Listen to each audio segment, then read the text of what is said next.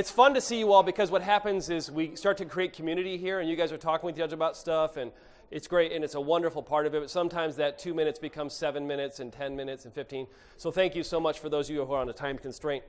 But as we come back here, what's important, and this is probably the more important theme of what we're going to do going forward, what we understand is there's a foundation to what we do. Now, I told you, money's a resource, right? We talked about that, and it supports this. But let me ask you a question. Without your mind, without you knowing who you are, remembering experiences, and who people are, what good is the rest of this? Without your health to be able to get out, to enjoy this, what good is the rest of this? And what do we find is wealth? Is wealth just money? Or is wealth your core experiences, who you are, foundational pieces of your family? There's what you give to society. There's a ton more to wealth than just money. We're going to begin to introduce more of that to you guys, to those who want to. Don't get us wrong. We understand you came to us with the idea of retirement and work in a retirement scenario. But what's evolved from that is understanding that without these pillars, these foundational pillars, it almost doesn't matter what we do. You, in a lot of cases, use the resource that you put away, and we help you with, to strengthen these. So we're going to bring some of these to you as we go forward. And there's some foundational things changing with technology, biology. The things that are foundational in wealth are staying very similar. But in how we use a lot of this technology, even in the portfolios. So we'll talk more about that. One thing I wanted to do here is, has anybody seen, and I'll bring this kind of up because anybody seen somebody who no longer is who they were, but they're still here? Yes, I hear this constantly from my clients. The coolest thing about living a long time is that you can say you lived a long time. The worst thing about living a long time today is dementia. It's not knowing who we are, and we've all been touched by it in some very important way. I get it. A client and even some of the people in our team have said, listen, so-and-so is my aunt, my grandma, but she's not there anymore. I had a friend who kind of taught this to me a long time ago as well. So what's important about this, there are massive changes occurring that we are beginning to understand what that is. And if we can live to 100 or 120 years old healthy with a bright mind, great. We do not want to live to 120 in an institution with somebody caring for us and us not knowing who we are. That is not longevity. That's not what we're looking for. We're calling healthgevity. So when I go through some of this and I talk about longevity and I say I want to live to 120, it's only if we're healthy, I'm able to participate, dance at my daughter's weddings, dance at my great-great-great-great-granddaughter's wedding. That would be fun. Add experience to them. That's what we're looking for. Those are the kind of things that we find are fantastic. Now, I asked you before, who here has a life that they believe is simple? No, I didn't see a hand go. I got one, maybe raise your hands, because some of you have done a good job with this. But that phone that I brought to you, remember the internet? You see what's happening on a constant basis? Anybody ever hear of Facebook? Anybody's data breached last week? We don't know yet, right? Who here expects there'll be a data breach in the next year of some sort? Yes, right? The good news is we know about it quick now because they're going to get fined if they don't tell us. Okay, so the data you put online, be somewhat careful with, but just put data online that everybody else has. They have your taxes. They can look at this kind of stuff. It's there. But what happens, if you're looking for simplicity, that phone that you have, Facebook, does it contribute to simplicity? Does it contribute to a simple life? Now, looking at pictures, yes. But you are finding more and more and more people feeling disconnected. Now, if you want to find out what somebody else is doing and how much fun they're having in Hawaii or on this vacation, or look, I just ran 700 miles, I just, this and that, and then you're sitting here going, man, I'm sitting here eating chips, watching the Brewers game. Does that give us this idea of simplicity? Like, no, we go, oh man, it's FOMO. Fear of missing out starts to happen, right? So you got to be careful with your consumption of some of these ideas as well. So as we look at this, remember, this is something we've been able to listen to from you and got some great resources that we've heard about this. But simplicity. It's a state of being simple, uncomplicated, and uncompounded. Has anybody here ever read Walden? Walden? Two people have? Okay, good. It's a book that if you want to look at simplicity in the life of Mr. Thoreau, basically a gentleman who's decided to cast all of society aside and live intentionally in the woods on a pond and notice what grasshoppers do and what frogs do. And his life fulfillment, the greatest thing he could ever do was that. When I camp, it's the book I read. I hop to it, look at it, and it helps me untether from everything. The second thing that helps me when we camp untether from everything is going to the Apostle Islands and having 0 phone coverage. It's the best thing we've ever had. I got 3 full days, and the funny thing is I could tell with my family when we get into town and we go to the Twisted Radish or whatever this restaurant was, and all of a sudden there's phone coverage, it goes, and all of a sudden I could literally feel the complication of schedule and emails and stuff coming in. I could feel it within our family viscerally. And I didn't like it, but I saw it. I've noticed it. So the key is, how can we get to be simple? How can we look at this in a different way? So here's what I found. I'm reading a book right now called Essentialism. So these two are very close. It's called What's Important Now?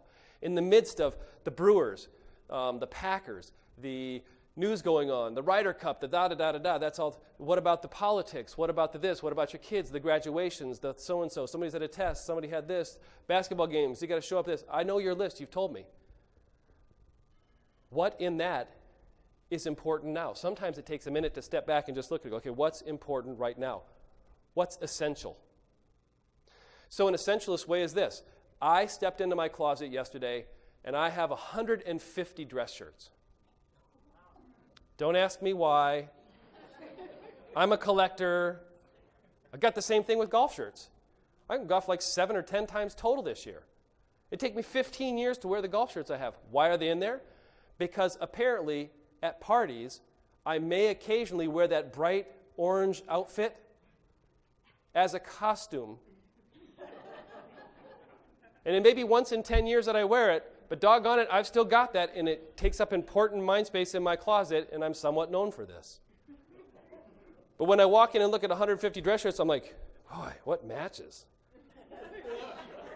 And it's dark, and oftentimes I'll come out, it doesn't really match. I got to go back in and get it. Luckily, I'm 4 blocks from my work. But you look at what is important now? How about, do you wear about the same 5 to 10 outfits pretty much all the time? Do you know what Mark Zuckerberg and Steve Jobs did? They wear the same outfit every day.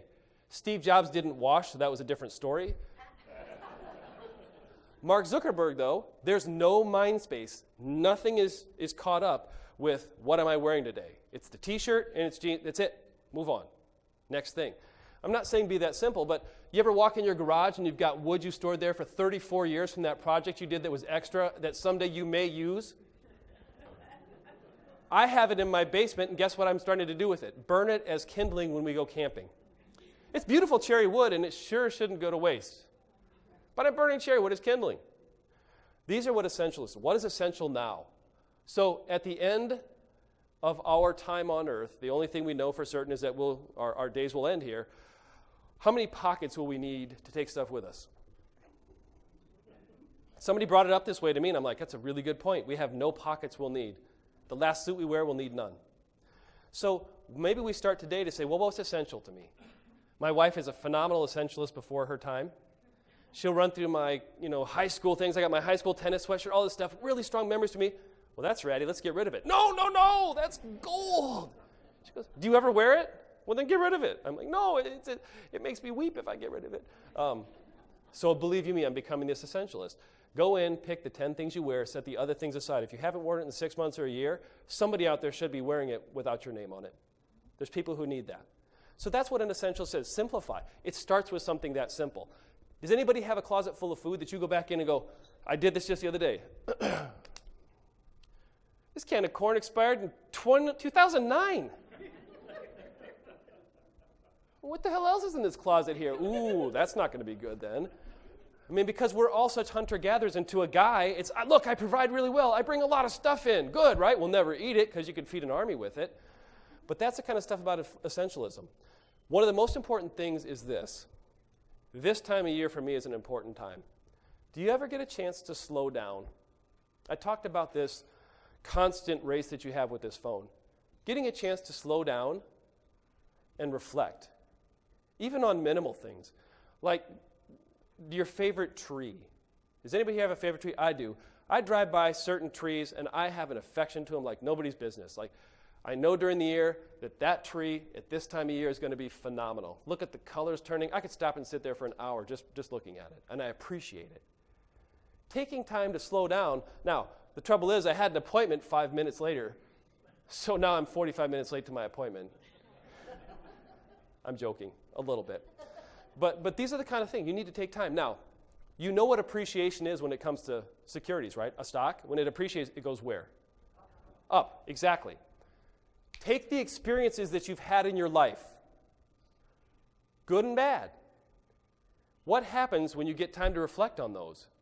You start to appreciate them. Is there anything in your life you cannot learn from? Anything ever? No.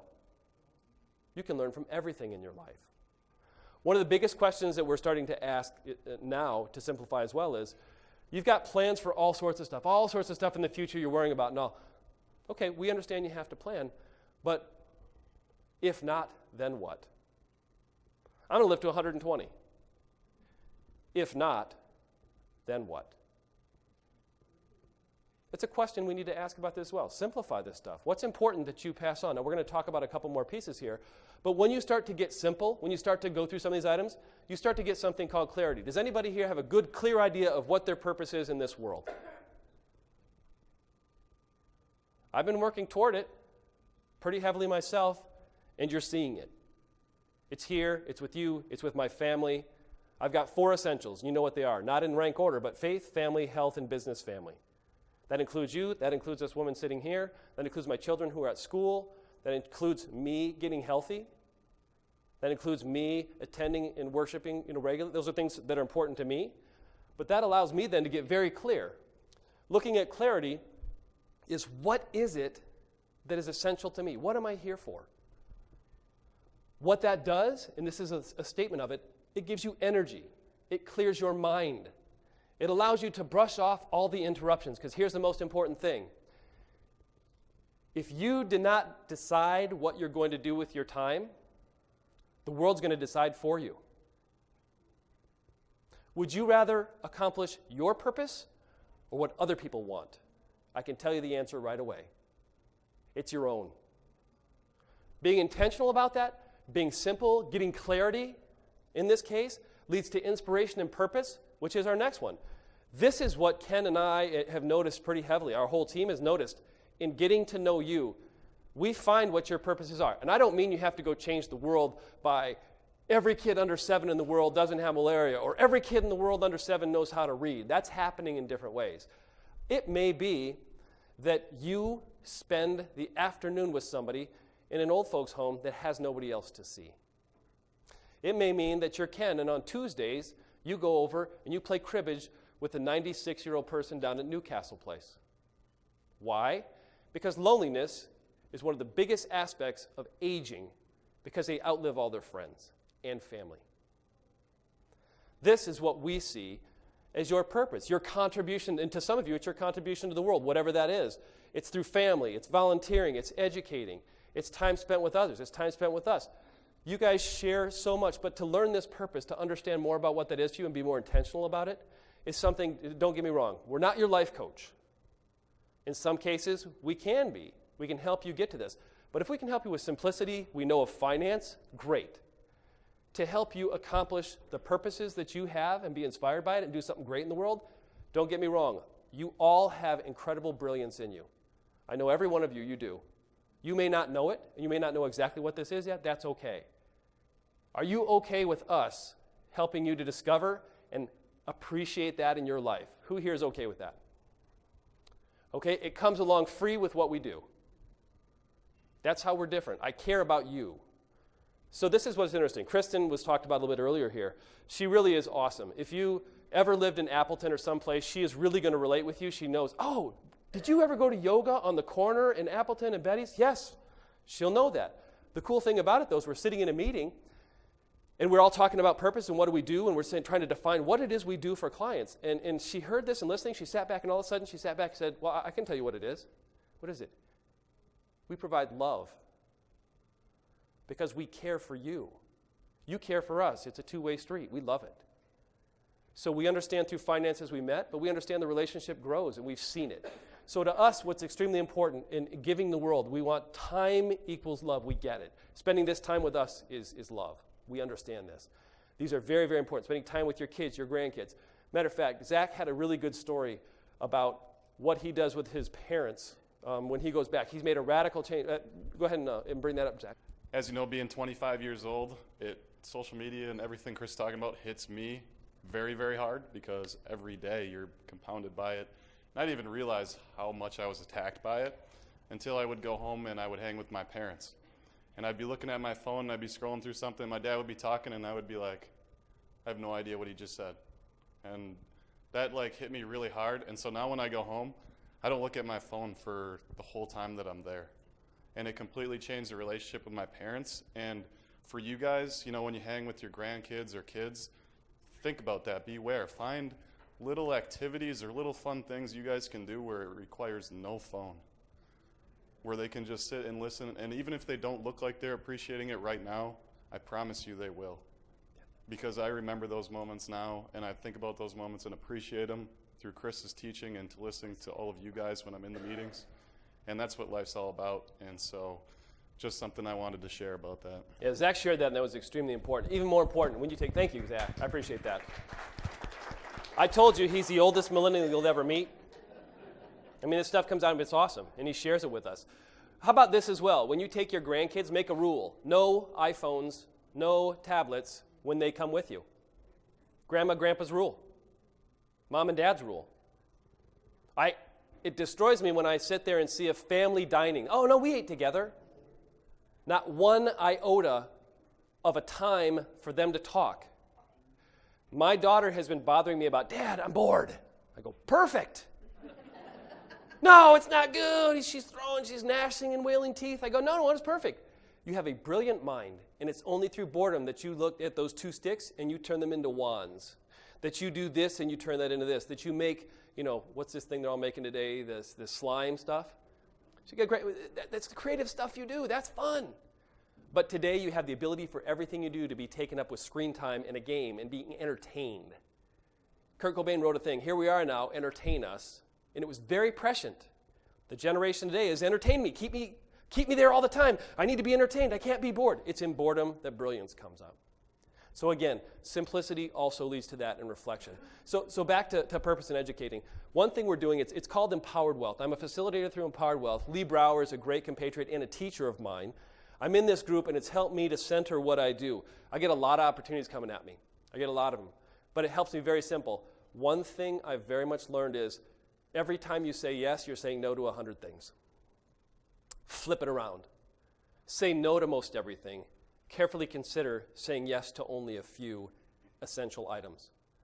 We all want to be the hero, don't we? I want to be the hero. Oh, sure, I can do that. Oh, I can fit that in on the way here. I can fit that. And all of a sudden, they're getting that much of you. Just that much of you. So being more essential is a path that I'm on. I would also say if you guys are looking for something, the Empowered Wealth program we're going to start looking at is extremely important. So for instance, when I first ask you about wealth, what do you think? First response is money. Yeah, thank you very much. However, the first thing you thought about was money. Let me ask this very important question. Is there anything that you find that's more important than money? Anything you wouldn't trade for more money? What'd you say? Health? Love? Family?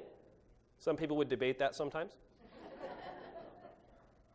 So you start to look at this. Financial is one quadrant of your life. What you just told me are the core aspects of your life. My religion, my family, my health, right? How about the experiences that have made you who you are, growing up where you did, the good and bad things that happened to you, sometimes things you don't want to share. Those made you who you are. To be part of a family, to be who you are, is because of where you came from and what's happened to you that you've been able to learn from and do something from. Those are called experiences. Very, very important. And then it's your contribution to the world. You guys are all, and you've always been in a great state of this. You guys contribute to the world. By the way, the reason that the United States is a great place, because we're just in Europe. You know what doesn't happen in Europe? Volunteerism. You just don't see it. America is unique in volunteerism. Most of America is run through that. People volunteer, we'll volunteer our time. We're going to make this better. I want to go to the bread pantry, to this. What's interesting is in most other places in the world, volunteerism is not pervasive. So in your contribution, this is another one, grandkids. The fiber you can weave into them before we leave this earth is your legacy. It's not the building with your name on it. The most important is who you invest in, not the appearance of it. Okay? So this is true wealth. We look at this, and these are experiences we want to really look forward to and move toward. We started here, but we understand what these are for you. So this is a very, very important piece we'll have on a go-forward basis for those who want to partake. For those who don't, that's fine. We have this financial relationship. That's awesome. We'll do that. But we've learned this about you. We'd like to help you discover what's greater within yourself. So the Gentian Education Series, this is an interesting piece. Listening to you as well, and we want your participation on this, on the sheets that you've got. We've looked at having 4 different forums. What these forums are for. This one is education about finance, right? We touched on some of these different ideas, but what we'd like to do is have a forum that's strictly on retirement, and I'm going to call it on volunteerism and retirement. We're actually having a retirement panel coming up, so people who haven't retired can hear from you who've actually retired and ask questions. What is it like to go through a correction? What do you do with all your time? What was your biggest misperception? What happens in health? But this is one thing, and the goal with these is to have a 3 or 4 hour session. Let me give you a good sample here on travel. Having it right here will bring in some of the greatest resources. I looked at bringing Rick Steves, but he's super expensive. Kind of said, you're backpacking around Europe. Wow, you can really live well. But having this, bringing in some of the people who've gone on the different trips, like Rhodes Scholar, bring in some of the top travel agents, to be here as a resource, not to sell you anything, but to tell stories about this and to help you say, listen, I'm a single woman. I want to travel with somebody else. How about having a single woman's travel group where you might find somebody or a group you want to travel with? Because I've heard several guys, I like to travel, I just don't have anybody to travel with now if my husband passed away or if I'm single. But in this, it's to contribute to you. Bring your friends, bring people you like, saying, we always wanted to go to Alaska. Well, there's 17 people in here who've been to Alaska. Some of you have RV'd there. Some of you have flown there. How might you do that? So bringing these together as a resource to say it's a full morning. There's about an hour or so of talks. And then the rest is mingling with each other.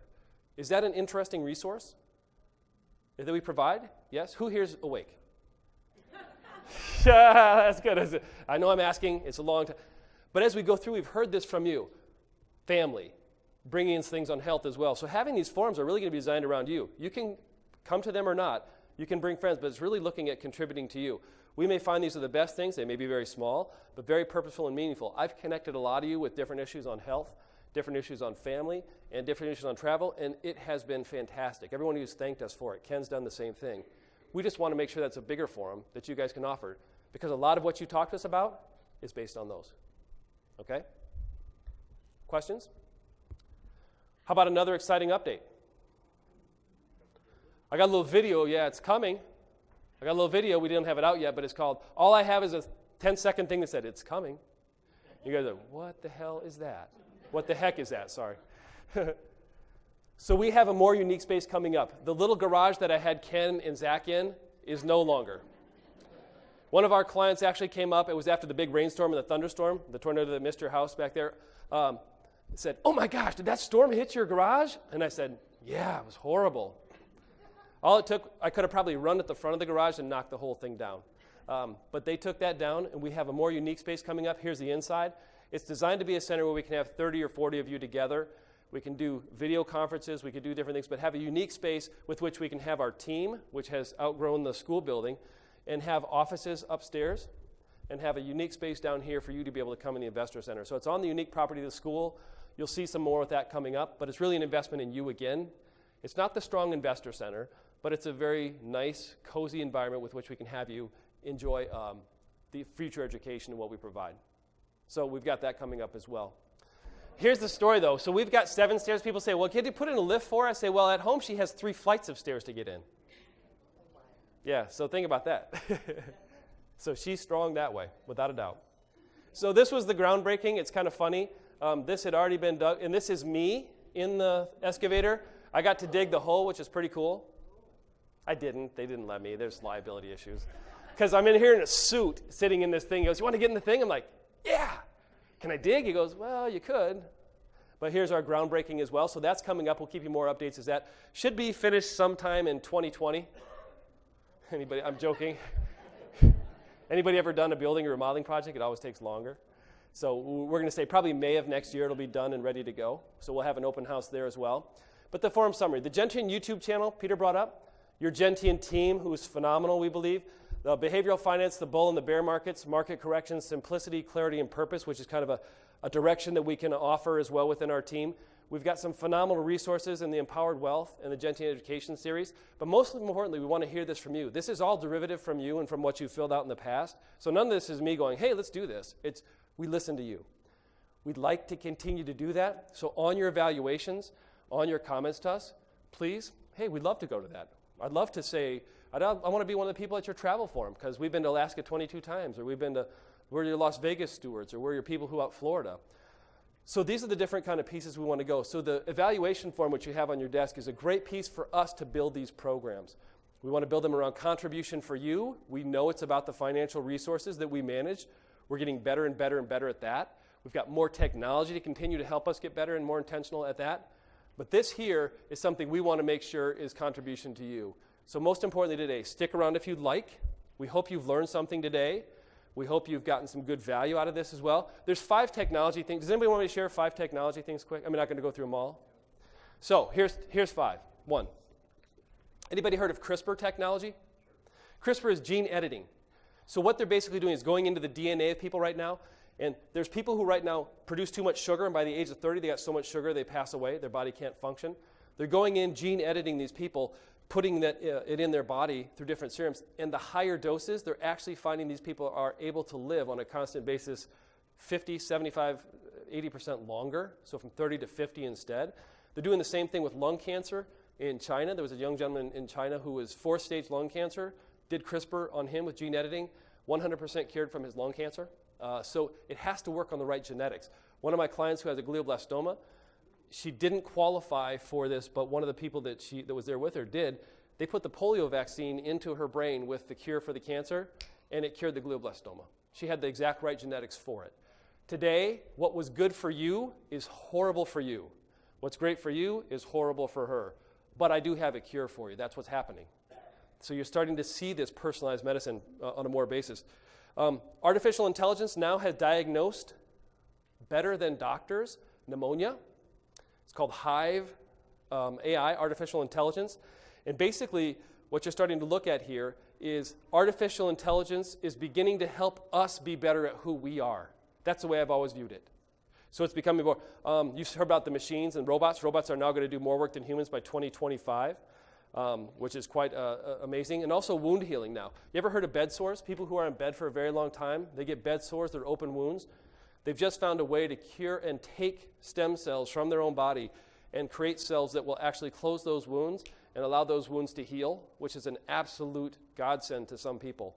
But you're finding this through medical knowledge is doubling every 8 months right now. They're moving technology into this field. My best friend, who's a head of oncology at Novartis, just left Novartis to go to a protein company, and the protein company is, how do we cure these diseases before they happen? Not create a drug that will cure the symptoms.